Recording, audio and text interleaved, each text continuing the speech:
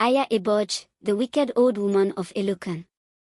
Long ago, in the village of Ilukun, deep in the heart of Yorubaland, there lived an old woman named Ìyá Ìbàjẹ. She was feared by all, young and old, for her heart was as dark as a moonless night. It was said that no one who crossed her path remained the same, misfortune followed wherever she went. The curse of Ìyá Ìbàjẹ.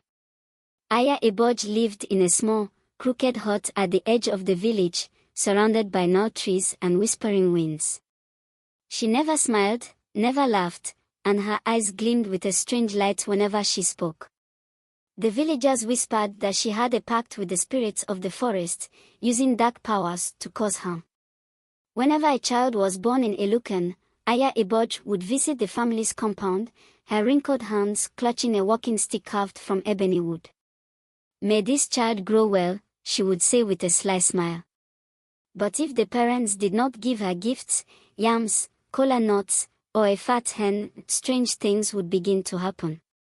The child would fall sick, crops would wither, and families would fall into misfortune. The young girl who defied her. One day, a brave young girl named Morọ came to the village. She was the daughter of a hunter from a faraway land. Unlike the others, she did not fear Ìyá Ìbàjẹ. "Why should one old woman hold a whole village hostage?" she asked. Morọ's grandmother warned her, "Ìyá Ìbàjẹ is not just an old woman. She is a witch. If you cross her, misfortune will follow." But Morọ did not listen.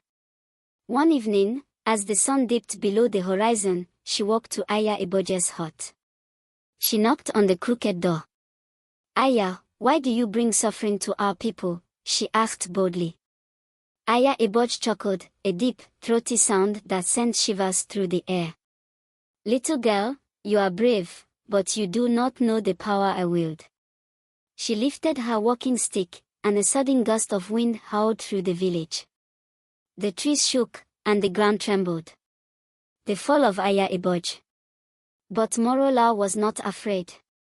She reached into the pouch her father had given her and threw a handful of salt into the air.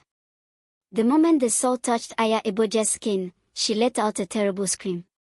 Smoke rose from her body, and she stumbled backward.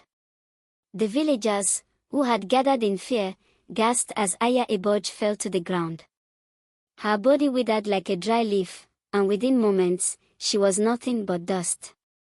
The wind carried her remains away, and a great peace settled over Ilukun. The lesson of the story. From that day forward, the people of Ilukun no longer lived in fear. They learned that darkness thrives only where people allow it, and that even the wickedest soul can be defeated by courage and wisdom. And so, Morọ's name was sung in the village for generations, the girl who faced Ìyá Ìbàjẹ and freed her people from fear. Moral of the story. Evil only has power when people submit to it. Courage and wisdom are stronger than fear. The wicked will always meet their downfall. Would you like another story, perhaps with a different theme?